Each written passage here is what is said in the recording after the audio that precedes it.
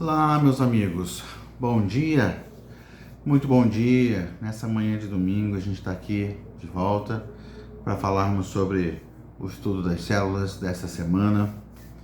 Estamos trabalhando aí durante esse mês o tema oração, trazendo de volta um tema que foi falado no primeiro mês, né, janeiro de 2021, que eu penso que faz uma conexão muito boa com os temas que vieram antes: quebrantamento, arrependimento.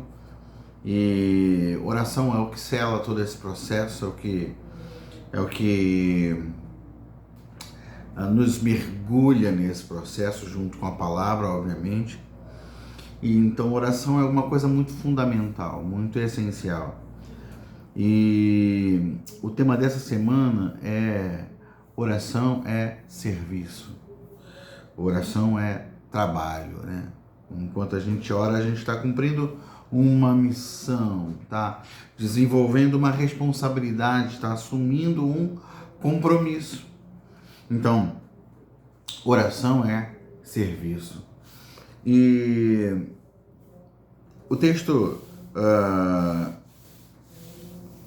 alguns textos que estão separados para a gente meditar, alguns textos estão separados para meditar nessa semana, são textos assim bem marcantes e trazem um ensinamento importante para a gente.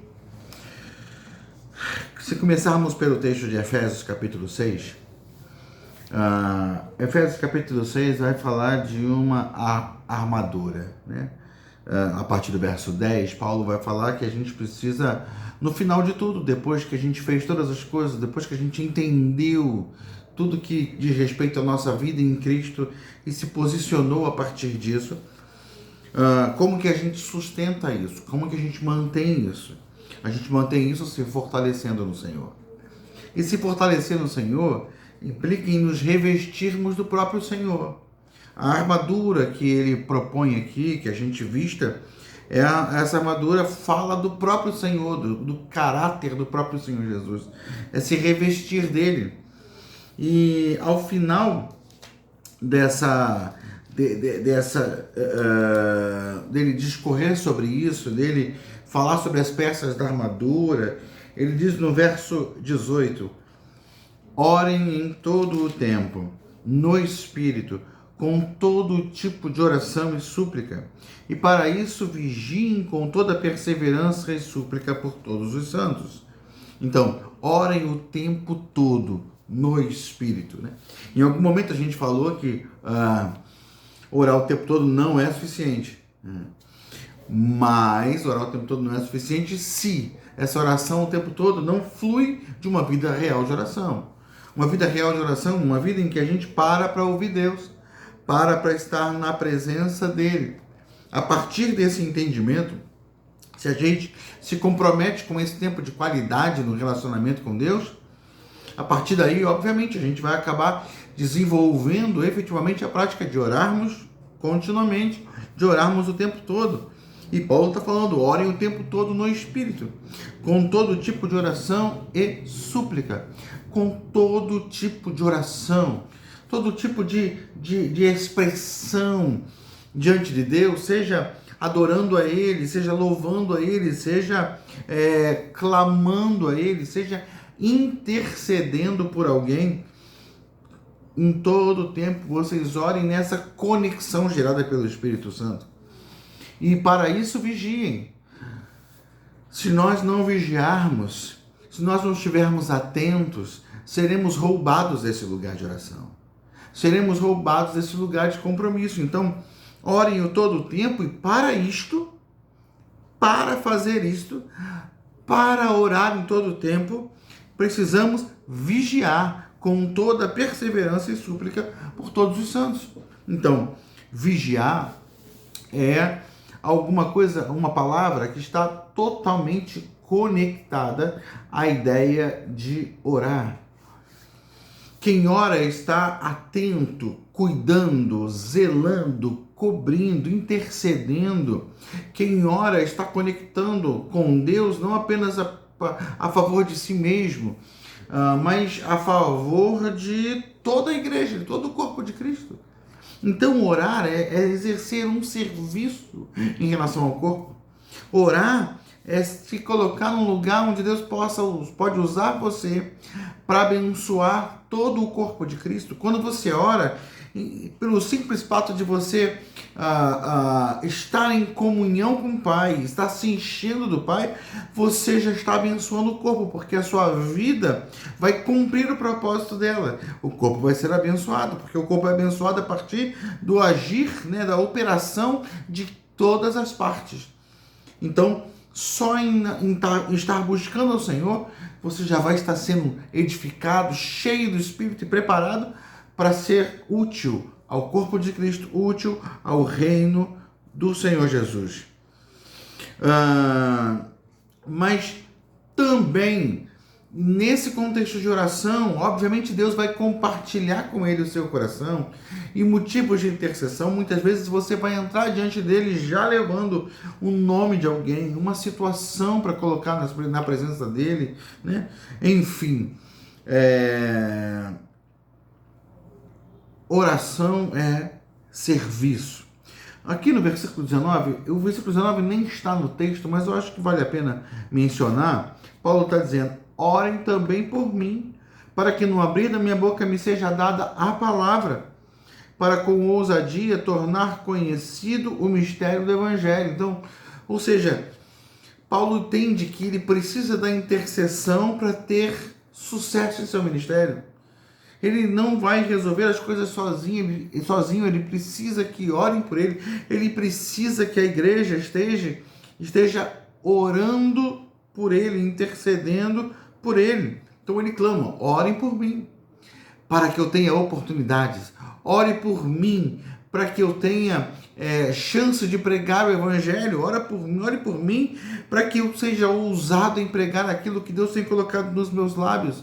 Ou seja, a oração do povo de Deus influencia no êxito do Evangelho, no avanço do Evangelho. Então, Paulo entende isso. Quando a igreja ora, está prestando um serviço. Tem um episódio lá em Atos 12, que é bem interessante. Atos 12, de 1 a 12, diz assim: por aquele tempo, o rei Herodes mandou prender alguns da igreja para os maltratar. Mandou matar à espada Tiago, irmão de João. Vendo que isto agradava aos judeus, prosseguiu, mandando prender também Pedro. E eram os dias dos pães sem fermento. Depois de prendê-lo, lançou-o na prisão, entregando-o a 4 escoltas de 4 soldados cada uma, para o guardarem. A intenção de Herodes era apresentá-lo ao povo depois da Páscoa. E assim Pedro estava guardado na prisão, mas havia oração incessante a Deus por parte da igreja a favor dele. Olha o cenário, há uma perseguição. Herodes manda matar Tiago à espada. E vendo que aquilo agradava aos judeus, então o que ele fez? Vou continuar com essa perseguição. E aí prendeu Pedro, exatamente para levar Pedro à mesma sentença, ao mesmo destino, e cancelar a vida de Pedro, o ministério de Pedro. A intenção certamente era também matar Pedro, apresentá-lo ao povo, né? E executar a vontade do povo, o mesmo povo que gritou a respeito de Jesus: crucifica-o. Isso era o propósito de Herodes ali. E então Pedro está preso, aguardando a sua sentença, aguardando provavelmente a sua execução. E de repente, a igreja, naquele mesmo momento, enquanto isso acontecia, a igreja estava orando incessantemente, sem parar, orando. E aí olha o que é relatado no capítulo 6, no versículo 6. Ainda no capítulo 12, verso 6. Na noite anterior ao dia em que Herodes ia apresentá-lo ao povo, Pedro dormia entre 2 soldados, preso com 2 correntes. Sentinelas junto à porta guardavam a prisão. Eis, porém, que sobreveio um anjo do Senhor, e uma luz iluminou a prisão. O anjo tocou no lado de Pedro e o despertou, dizendo: levante-se depressa. Então as correntes caíram das mãos dele, e o anjo continuou: coloque o cinto e calce as sandálias. E ele assim o fez. O anjo lhe disse mais: põe a capa e siga-me. Então, saindo, Pedro o seguia, não sabendo que era real o que estava sendo feito pelo anjo. Ele pensava que era uma visão. Então, Pedro, no meio da madrugada, no meio dos soldados, no meio daquele cenário, é acordado. Imagina ele sonolento lá, tentando abrir os olhos. O que foi? Levanta aí, bota a roupa aí, bota o cinto aí, bota a sandália, se prepara. E ele tá lá, o que? Tá bom, tá lá. De repente, naquela lerdeza, colocando a roupa ali, preparando para sair e pensando consigo: que sonho é esse? Onde eu estou, né? E no versículo 10 diz: depois de terem passado a primeira e a segunda sentinela, chegaram ao portão de ferro que dava para a cidade, o qual se abriu automaticamente e, saindo, enveredaram por uma rua. E logo adiante o anjo se afastou dele. Então Pedro entendeu, né? Então Pedro, caindo em si, disse: agora sei que de fato o Senhor enviou o seu anjo e me livrou da mão de Herodes e de toda a expectativa do povo judeu. Versículo 12. Ao se dar conta disso, Pedro resolveu ir à casa de Maria, mãe de João, também chamado Marcos, onde muitas pessoas estavam congregadas e oravam. Depois tem uma cena interessante aqui, quando ele bate a porta, o pessoal fala assim: ué, não pode ser, né? A menina que ouve, né? Mas a questão é que Pedro foi preso exatamente para ter o mesmo destino de Tiago. Mas a igreja está orando, e aí Pedro e Deus tem um propósito diferente para a vida e para o ministério de Pedro. E aí Deus usa o povo para orar, levanta o povo para orar, porque nada que a gente faça vem de nós mesmos, é o Espírito Santo que opera em nós. Então, a igreja está orando incessantemente no meio daquele processo. Enquanto a igreja está orando, um anjo vai àquela prisão, liberta Pedro de forma miraculosa, passa pelos sentinelas, pelos soldados, sem que ninguém veja, sem que ninguém perceba nada que está acontecendo. Enfim, e ele vai para onde? Exatamente para aquele lugar, para aquela casa onde estão orando, onde certamente estão orando por ele. A oração está prestando um serviço. A oração foi bênção para manter Pedro como uma voz ativa e impactante na sua geração. A oração da igreja preservou, através da intercessão, a vida de Pedro ali. E movimentou os céus, anjos se moveram em resposta à oração da igreja do Senhor. Então a igreja está prestando um serviço, está cumprindo um papel, está exercendo um ministério, está operando em nome do Senhor Jesus. Um outro texto, lá de Tiago, no capítulo 5, no verso 16, está falando sobre um outro aspecto da oração, nesse cuidado uns dos outros. Diz assim: portanto, confesse os seus pecados uns aos outros e orem uns pelos outros, para que vocês sejam curados. Muito pode, por sua eficácia, a súplica do justo. Veja que se alguém confessa o seu pecado, está diante de Deus, o próprio Deus derrama o seu amor, e o seu amor nos cura os nossos corações. Mas só que Deus escolhe incluir cada um de nós nesse processo. E aí ele fala não apenas para que confessemos os nossos pecados a ele, mas para que confessemos os nossos pecados uns aos outros. Por quê? Porque se nós orarmos uns pelos outros, nós seremos instrumentos de cura uns para os outros. Então, que serviço maravilhoso nós prestamos quando temos a condição, a autoridade dada por Deus para influenciar na vida dos nossos irmãos, para curar os nossos irmãos através do nosso clamor e da nossa intercessão. Quando temos compaixão uns pelos outros, cuidamos uns dos outros, oramos uns pelos outros, e os outros são curados a partir do nosso clamor diante do Senhor. Que maravilhoso serviço estamos prestando. Que a gente seja despertado para entender isso, para entender esse lugar em Deus, que é desafiador, mas é o único lugar onde a gente pode estar, porque não há nada melhor para fazermos, não há nenhum lugar melhor para estarmos, senão na presença do Senhor e crescermos nesse entendimento, desenvolvermos nossa vida de oração, desenvolvermos nossa compreensão do serviço que prestamos. Paulo faz uma oração pelos filipenses, e é o último texto que a gente tem para ler essa semana. Filipenses 1, versículo 9, capítulo 1, a partir do verso 9, do 9 ao 11. Paulo faz uma oração pelos filipenses.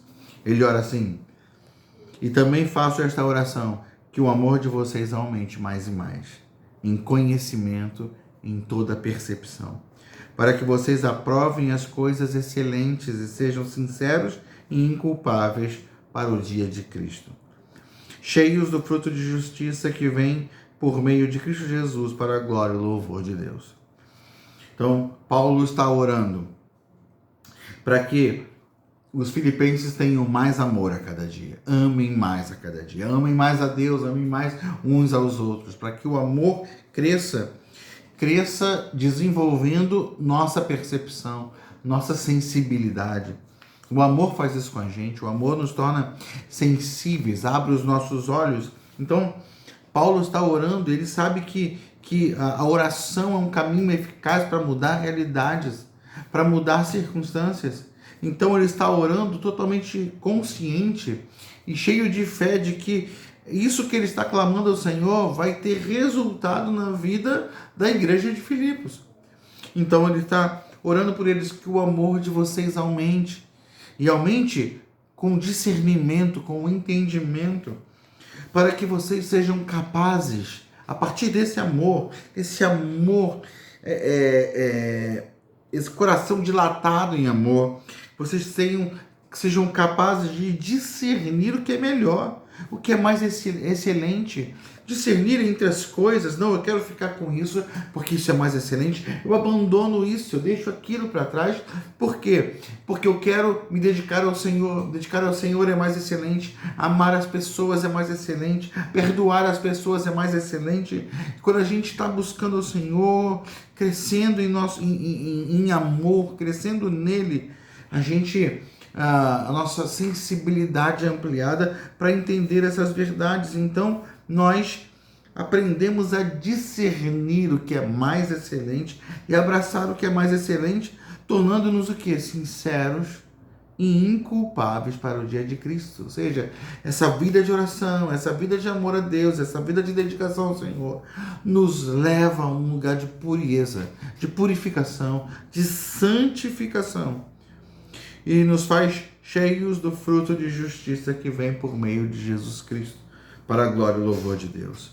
Sabe, a gente, através dessa vida intensa, profunda com Deus, a gente conhece mais a Cristo, mergulha mais em Cristo, de tal forma que Ele vive mais através de nós. Então somos cheios do fruto de justiça, que é por meio de Cristo Jesus.